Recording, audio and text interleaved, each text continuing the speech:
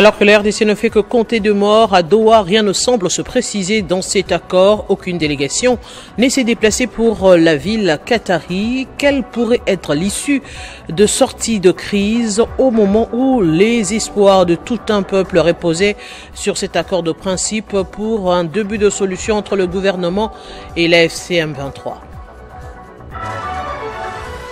Exeta 2024-2025, lorsque l'intelligence artificielle s'invite, après Kinshasa, Moamba, Kasaï Oriental 1, Okatanga 1, les résultats des provinces éducationnelles Kasaï Oriental 2 et Kinshasa Lukunga sont disponibles, une publication qui a battu les records et qui suscite aussi des polémiques. Et en sport, CHAN 2024, Ibrahim Matobo et Orso Mwaku, deux joueurs qui ont fait sensation ce jeudi face à la Zambie. Les RDC s'est imposé 2-0 au cours de cette deuxième journée de phase de groupe de cette phase finale du CHAN 2024 qui de quoi booster le moral pour le prochain match contre l'Angola. Bienvenue dans ce journal sur Télé 50. Les discussions prévues à Doha entre Kinshasa et la SM23 pour le oui août 2025 semblent compromises. Jusqu'à présent, aucune délégation ne s'est rendue dans la ville qatari. Et oui, c'est qui met en doute la tenue de ces pourparlers en cette date. Selon une source diplomatique, il serait probable qu'aucune discussion directe n'ait lieu à cette date, contrairement à ce qui était prévu dans la déclaration de principe du 19 juillet. En cas d'échec, quelles sont les voies de sortie de crise pour la République démocratique du Congo? Suivez cette analyse de Jean-David Kilolo.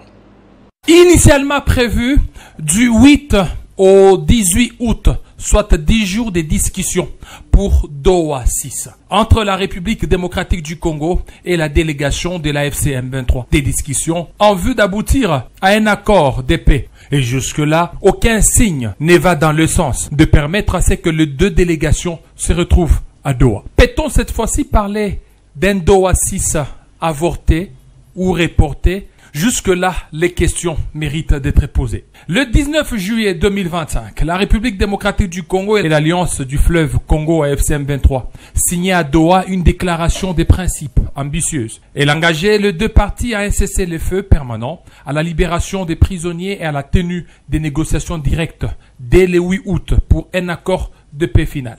Cette annonce, saluée par la communauté internationale, avait ravivé l'espoir d'un apaisement durable dans l'est de la République démocratique du Congo après plus d'une décennie de violences. Pourtant, à la veille de cette échéance cruciale, l'horizon s'obscurcit. Des sources diplomatiques évoqueraient une possible non-tenue de ces discussions à la date convenue, faisant planer une ombre noire sur les engagements de Doha. L'expression fumée noire à Doha qui circulerait sur les réseaux sociaux symbolise bien cette incertitude. Si cette formulation ne provient d'aucune déclaration officielle, elle révèle néanmoins un malaise profond et partagé par les observateurs du processus.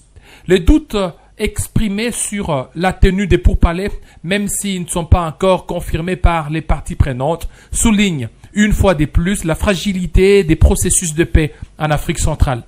Kinshasa, qui reste méfiant face à une rébellion soutenue par les puissances régionales, hésite peut-être à légitimer davantage un acteur militaire par une rencontre directe. De son côté, M23 tente de durcir ses exigences dans l'attente d'une reconnaissance accrue. Si ces pourparlers venaient à être reportés ou annulés, ce serait un signal désastreux pour des millions de civils pris au piège des violences armées dans les Kivu. L'échec ou l'enlisement du dialogue signifierait la prolongation des souffrances humaines, la poursuite des déplacements massifs et l'effondrement d'une confiance déjà bien érodée entre les belligérants. Pire encore, cela pourrait encourager d'autres groupes à recourir à la force pour se faire entendre dans un climat sécuritaire déjà chaotique. La République démocratique du Congo, confrontée à une multiplication des fronts internes, n'a pas le luxe d'un nouvel échec diplomatique. À ces carrefours critiques, il revient à la diplomatie internationale, notamment le Qatar, les États-Unis d'Amérique, garants du cadre de Doha, de faire respecter les engagements du 19 juillet 2025. La population congolaise, épuisée par la guerre et par les promesses non tenues, attend des actes forts, pas des déclarations creuses. La paix ne peut être un mirage reporté de sommet en sommet. Il est temps que les protagonistes de ce conflit mettent de côté leurs calculs politiques et placent au centre de leurs préoccupations l'intérêt supérieur du peuple congolais. Au total, 319 civils ont été tués par les rebelles du M23 soutenus par le Rwanda en juillet 2025 dans l'est de la République démocratique du Congo. L'annonce a été faite par Volker Turk, commissaire des Nations Unies aux droits de l'homme HCDH. Ce dernier condamne ces violences et appelle les parties en conflit d'épargner les populations civiles. Le haut-commissaire de l'ONU aux droits de l'homme se dit concerné par les attaques menées par le groupe armé du mouvement du 23 mars contre les civils qui ont fait au moins 319 morts en juillet dernier dans la province du Nord Kivu en République démocratique du Congo. La plupart des victimes, dont au moins 48 femmes et 19 enfants, étaient des agriculteurs locaux campant dans leurs champs pendant la saison des plantations, a détaillé le HCDH selon les témoignages directs reçus par le Haut-Commissariat des Nations Unies aux droits de l'homme. Il regrette en outre que sur les terrains, le cessez-le-feu conclu entre le gouvernement congolais et le M23 fasse attendre ses effets. Les progrès significatifs sur le terrain restent limités, laissant les communautés affectées dans un état d'incertitude profonde. Volker Turk a aussi dénoncé les exactions commises par d'autres groupes. Le HCDH a documenté des multiples attaques dans les provinces du Nord et Sud Kivu et celle des Lituri en juillet, notamment par les forces démocratiques alliées ADF et la coopérative pour le développement du Congo Cadeco. Le 19 juillet, des combattants des ADF ont tué au moins 70 civils dans les villages de Pikamaibo en Ituri et le 27 juillet, ils ont tué au moins 40 fidèles chrétiens lors d'une attaque pendant les prières dominicales dans les villages de Komanda en Ituri. Parmi les morts se trouvaient 19 enfants. Quant aux membres de la Cadeco, ils ont tué 3 civils et ont blessé un autre le 21 juillet dernier dans les villages Lopa en Ituri. Le vice-premier ministre, ministre de la Défense nationale, Guy Kabongo, a été à la tête d'une délégation congolaise qui séjourne en Uruguay en tournée gouvernementale. La délégation congolaise a été reçue mercredi par le président de la République d'Uruguay, Amando Orsi, une rencontre qui a porté sur la signature d'un mémorandum d'entente. En tournée gouvernementale à la République orientale d'Uruguay, le vice-premier ministre et ministre de la Défense nationale et ancien combattant Maître Guy Kabongo Madianvita est à la tête de la délégation congolaise qui séjourne en Uruguay. Reçu mercredi 6 août par le président de la République d'Uruguay, Yamandu Orsi, cette rencontre de haut niveau a été ponctuée par la signature d'un mémorandum d'entente entre les deux ministères de la Défense congolaise et uruguayenne, fonds qui matérialise la volonté partagée de bâtir un partenariat stratégique durable et tourné vers la paix.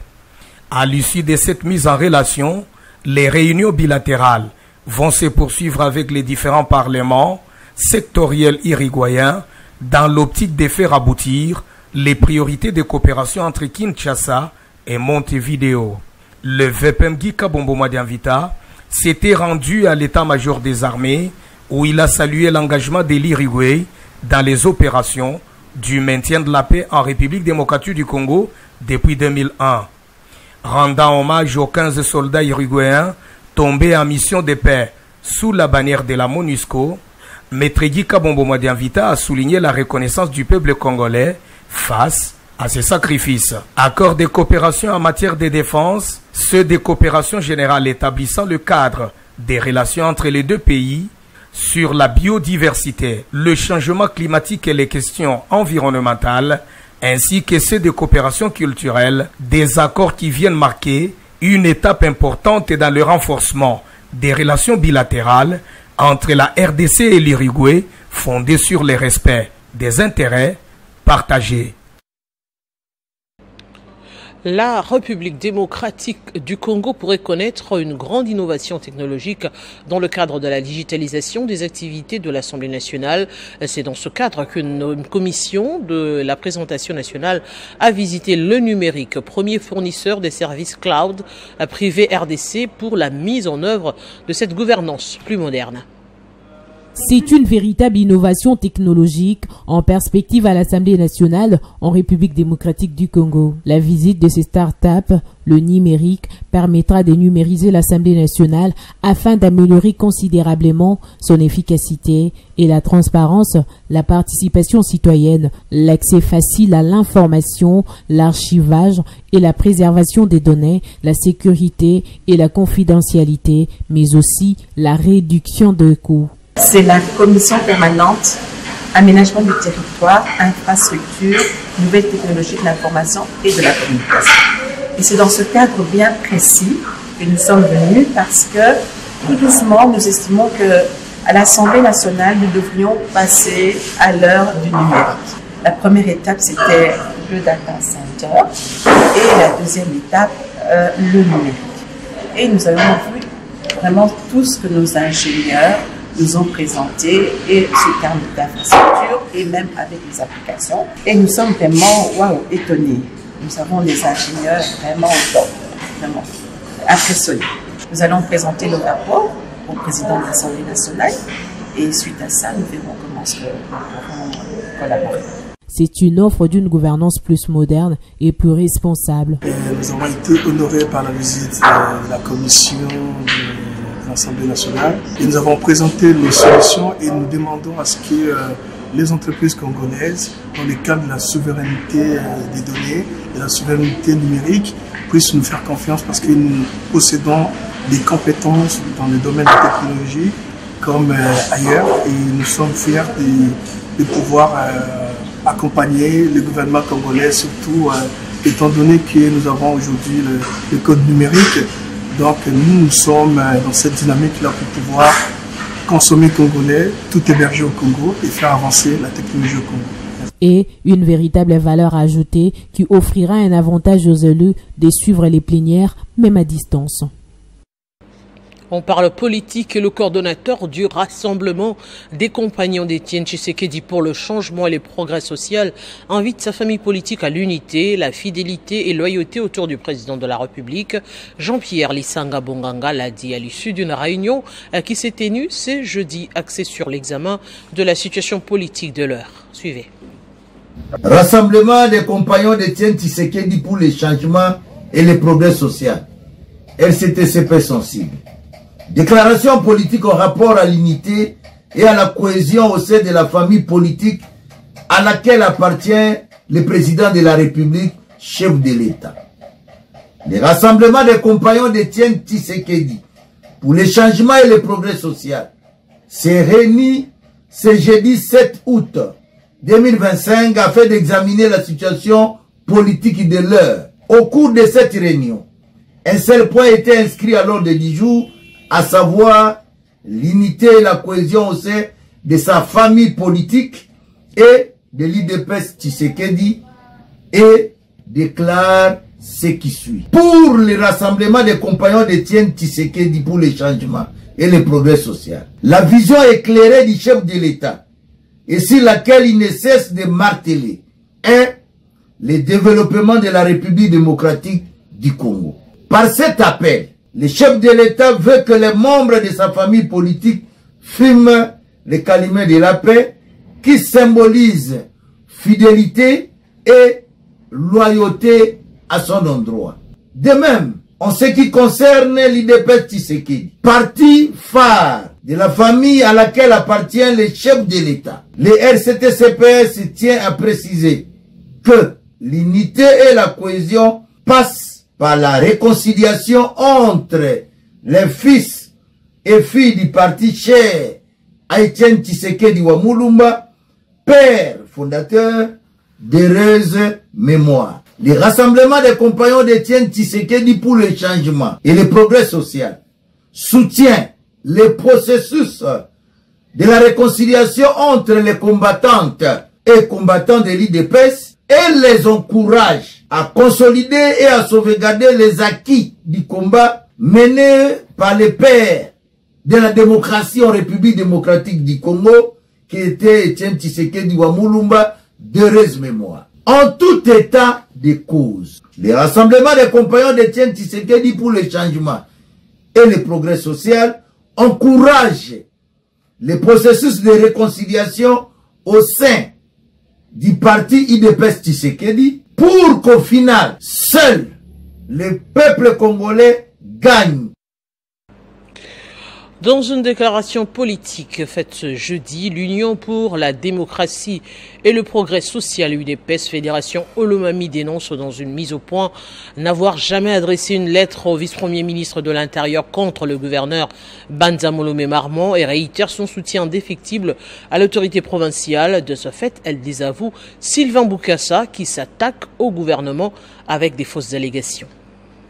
Il n'y a jamais eu un discours discriminatoire et de haine tribale tenu par le gouverneur Banza Molomé Marmon contre les communautés vivant dans la province d'Olomami. Le comité fédéral de l'UDPS Tshisekedi Fédération d'Olomami 1 ne reconnaît pas avoir adressé une lettre sans numéro de référence au vice-premier ministre, ministre de l'Intérieur, Sécurité, décentralisation et affaires coutumières en date du 30 juillet 2025, ni donner mandat à une tierce personne d'agir à son nom. Le comité fédéral met en garde quiconque se servira du nom de l'UDPS Tshisekedi Fédération d'Olomami 1 sans mandat ni qualité pour ses fins politiciennes sous peine des éventuelles poursuites pénales. Nous appelons toutes les communautés vivant dans la province d'Olomami à ne pas céder à la manipulation politicienne. L'UDPS Tshisekedi Fédération d'Olomami 1 réitère son soutien indéfectible au gouverneur de la province d'Olomami, l'honorable Banza Molomé Marmon, qui prône la vision du chef de l'État, son Excellence Félix Antoine Tshisekedi Tshilombo. Tout à fait autre chose, le cadastre minier renforce son engagement pour une gouvernance minière responsable. La première édition annuelle de son café de presse a été tenue ce jeudi à Kinshasa, un rendez-vous désormais institutionnalisé qui vise à promouvoir la transparence, la redevabilité et à renforcer le dialogue avec les parties prenantes du secteur minier. À cette occasion, le directeur général du CAMI Popol, Mobolia Yenga, a présenté les avancées majeures enregistrées par l'institution au cours de ces derniers mois. Après la présentation de son exposé, revenons sur les activités majeures enregistrées par le cadastre minier depuis le début de l'année 2025. Le directeur général du CAMI, Popol Mobolia Yenga, échange à bâton rompu avec la presse, tant nationale qu'internationale. L'un des points saillants de son intervention a porté sur l'assainissement du fichier cadastral, grâce auquel plus de 31 000 km de superficie minière ont été récupérés. Cette opération stratégique, réalisée à la suite des instructions du ministre des Mines, Kizito Pakaboma, s'est déroulée pendant la fermeture temporaire des 4 semaines du guichet du CAMI. L'assainissement du fichier cadastral, il est dynamique, il n'est pas statique. Donc on a fait l'année passée, d'autres sont venus, mais ont-ils été capables? Non, et alors ils sont sanctionnés. Vous ne respectez pas la loi, vous tombez dessus. Il y a eu des négligences avant et maintenant, avec mes collaborateurs, c'est nous respectons la loi et nous faisons ce qui est dans la loi. Dans son exercice de redevabilité pour renforcer les dialogues entre les parties prenantes du secteur minier, le président du conseil d'administration, Crispin Bindolé Mitono, est intervenu pour clarifier la position du CAMI sur les partenariats stratégiques récemment signés avec les États-Unis. Il a précisé qu'il ne s'agissait en aucun cas d'une mise à l'écart des partenaires chinois, mais plutôt d'un rééquilibrage visant à permettre à chaque acteur de jouer un rôle dans son domaine d'expertise au regard du potentiel minier considérable du pays. Les Américains ne viennent pas remplacer les Chinois, ils viennent comme toute autre société, comme vous pouvez venir avec votre société au cadastre minier et on va vous octroyer les titres au même titre que les Américains. Le café des presses du CAMI est un exercice de redevabilité initié en 2024 avec une fréquence trimestrielle. En raison de la situation sécuritaire en début d'année, cette édition 2025 est la première à se tenir. Comme à l'accoutumée, elle a réuni les comités de gestion du cadastre minier, à savoir Crispin Bindolé Mitono, président du conseil d'administration, Popol Mobolia Yenga, directeur général, ainsi que Jacques Moyumba Ndou, Amadou Boula, directeur général adjoint. Et dans le cadre de la mise en œuvre de sa politique nationale d'extension territoriale de ses services, l'Agence nationale pour la promotion des investissements ANAPI a procédé à l'inauguration officielle de son antenne provinciale de Mbojimaï, chef-lieu de la province du Kasaï-Oriental.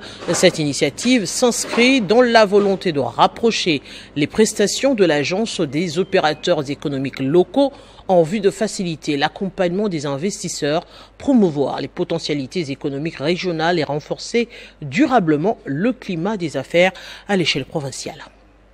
L'antenne provinciale de l'Agence nationale pour la promotion des investissements ANAPI a été inaugurée le mardi 22 juillet 2025 à Mbojimaï par le gouverneur intérimaire du Kasaï-Oriental, Augustin Kayemba. La cérémonie s'est déroulée dans la capitale provinciale avec la coupure du ruban symbolique marquant l'ouverture officielle du bureau. À l'ouverture, vous avez fait une promesse ferme qui était un engagement, nous disant que vous aurez toutes les parties prenantes concernées par cet atelier. Et aujourd'hui, je dois confirmer que nous avons ici en présent toutes les parties prenantes. Pour les autorités provinciales, la présence de l'ANAPI en Mbojimaï est une réponse à ces problèmes et une opportunité pour attirer des investisseurs dans l'agriculture, l'agro-industrie et d'autres domaines. C'est avec un sentiment de devoir accompli que je clôture les activités de production et de mise à disposition des données et informations sur les potentialités et opportunités d'investissement au Kasaï-Oriental. Cette activité est une réponse à la vision du président de la République démocratique du Congo et chef de l'État, son Excellence Félix-Antoine Tshisekedi Tshilombo, celle de rendre l'émergence de la classe moyenne congolaise une réalité en vue de promouvoir les investissements privés et de faire bénéficier les fruits de la croissance économique aux plus démunis sur toute l'étendue du territoire national en général et de la province du Kasaï-Oriental en particulier. Cette nouvelle antenne s'inscrit dans la stratégie impulsée par le chef de l'État visant à accroître substantiellement la part des investissements privés en province. Elle traduit une volonté politique forte de diversification économique et de croissance inclusive fondée sur la valorisation des ressources et talents provinciaux. Après Kinshasa, cette fois, ce sont les opérateurs économiques du Lualaba qui sont à l'école du savoir.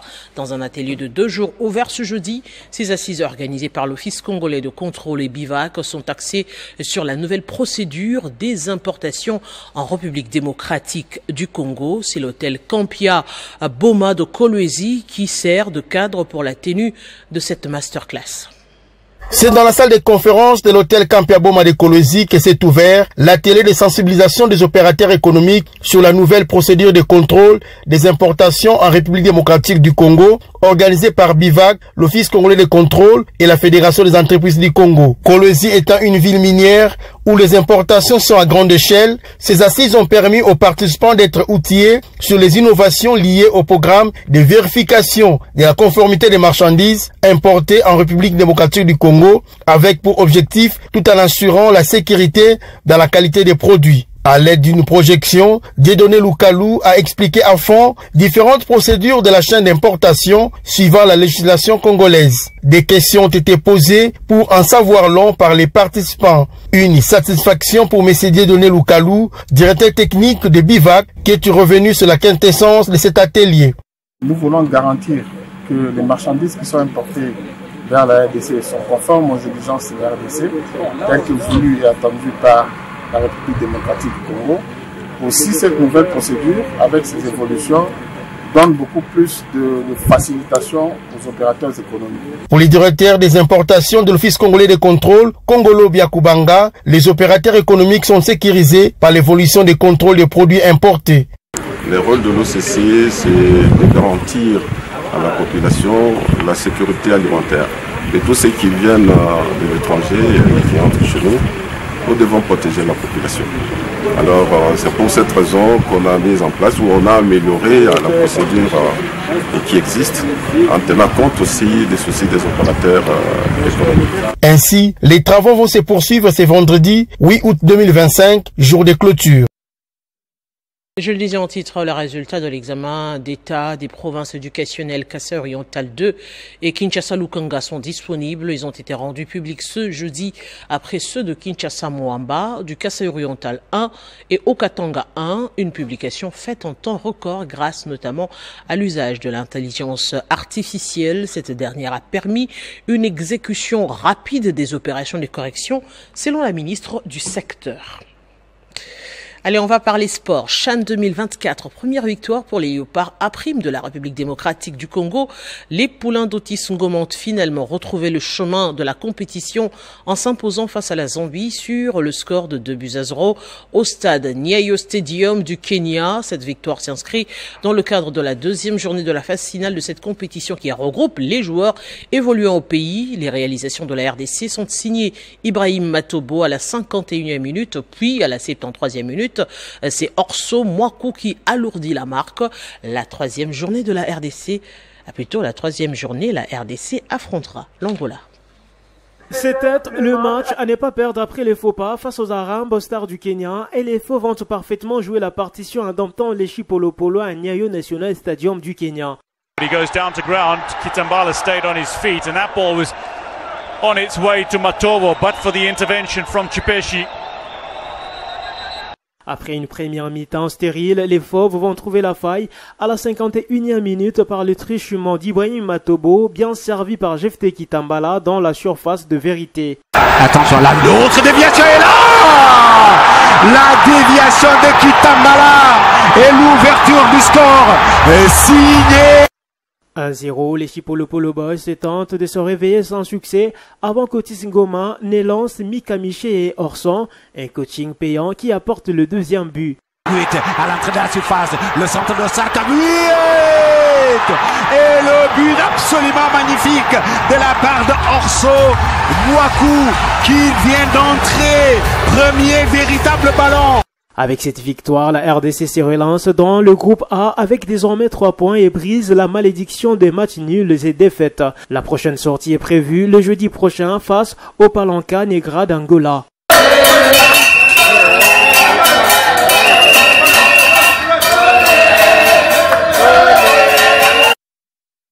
Toujours en sport, à la tête du Lualaba, Fifi Masuka Saini continue de marquer les esprits par son engagement inébranlable envers la jeunesse à travers, cette fois, le tournoi qui porte son nom, Fifi Masuka Béton. Elle transforme les vacances en véritable école de fraternité. Lancé à la cité Jekamine Moussonoï, les tournois des vacances poursuivent sa cour normale. C'est mercredi 6 août 2025. C'est les quartiers Kapata qui a accueilli cette compétition de football organisée par Daniel Sanache sous les hauts patronages de la gouverneure de province, Fifi Masuka Saini. Dans sa gibecière, il a apporté avec lui un lot de sacs de farine en soutien aux jeunes footballeurs de cette entité. Kung Fu, Kung Fu, Kung Fu, Kung Prenant un mot des circonstances, ce leader des jeunes a placé cette compétition sous les signes d'encadrement d'une jeunesse pendant ces moments pour l'épargner de l'envahissement des sites miniers. Tunakuya ni kuleta message ya mama gouverneur. Juu ya ba jeune pendant vacances. Tunakatala ba jeune au lieu que bende bakapomone masikomine makasese et autres. Banakuya kufutu bolo et i tournoi mwifu tutaicheza itakuya na trophée yaki. Daniel Sanache a également annoncé l'engagement de la chef de l'exécutif de promouvoir les sports. Ce tournoi des vacances qui est à sa deuxième édition est une aubaine d'encadrement de jeunes des différents coins du chef-lieu de la province du Lualaba. À la lumière des réalisations de fêtes au Lualaba et son regard particulier sur la jeunesse, un artiste peintre a remis à l'organisateur les portraits de la gouverneure Fifi Masuka Saini. Venons en rappel des principaux titres. Alors que la RDC ne fait que compter 2 morts à Doha, rien ne semble se préciser dans cet accord. Aucune délégation ne s'est déplacée pour la ville qatari. Quelle pourrait être l'issue de sortie de crise au moment où l'espoir de tout un peuple reposait sur cet accord de principe pour un début de solution entre gouvernement et l'AFC M23. Exeta 2024-2025 lorsque l'intelligence artificielle s'invite. Après Kinshasa Moamba, Kasai Oriental 1 et Okatanga 1, les résultats des provinces éducationnelles Kasai Oriental 2 et Kinshasa Lukunga sont disponibles. Une publication qui a battu tous les records et qui suscite aussi polémique. Chan 2024, Ibrahim Mato Brouwer Somoakou, 2 joueurs qui ont fait sensation ce jeudi face à la Zambie. La République démocratique du Congo s'est imposée 2-0 au cours de cette deuxième journée de phase de groupe de cette phase finale du Chan 2024 qui doit booster en principe le moral pour le prochain match contre l'Angola. Mesdames, Messieurs, ce journal est complètement terminé. À tous, merci de l'avoir suivi et très bonne suite de programme sur Télé 50.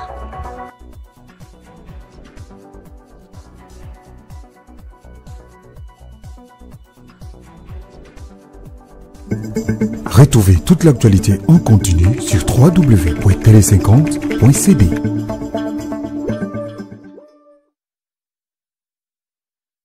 La Direction générale de recettes de Kinshasa, DGRK en sigle, rappelle aux contribuables, personnes physiques et morales, assujetties à la retenue sur loyer que l'échéance pour s'acquitter de leurs obligations fiscales mensuelles du mois de juillet est fixée au plus tard lundi 11 août 2025. À cet effet, le contribuable, personne morale et les grandes personnes physiques relevant de la direction des impôts et personnes physiques relevant de la direction de recettes de Gombe, Limité, Ngalimanor, Kinshasa et Barumbu doivent souscrire leur déclaration en ligne via le portail www.dgrk.com. Le non-respect de cette échéance entraîne l'application des amendes prévues par les dispositions légales et réglementaires en la matière. Notez bien, celui qui paye mal paye 2 fois. Fait à Kinshasa, Bitalo Mooko Bonkai Edi, directeur général. Les conseillers nationaux de l'Ordre des infirmiers de la République démocratique du Congo organisent une session de formation à l'intention des chercheurs infirmiers et sages-femmes. Thème: comment rédiger un résumé des recherches en sciences infirmières et en pratique sage-femme pour des communications orales ou affichées lors des congrès ou journées scientifiques. Orateur: Dr Oti André de l'Université du Bénin, date du 11 au 15 août 2025. Lieu: Maison de l'infirmière sur l'avenue Mateba, numéro 17 à Matongé, commune de Kalamou. Pour tout complément d'information, veuillez consulter les sites web www.casio-rdc@gmail.com. Louis-André Comba Djeko, président.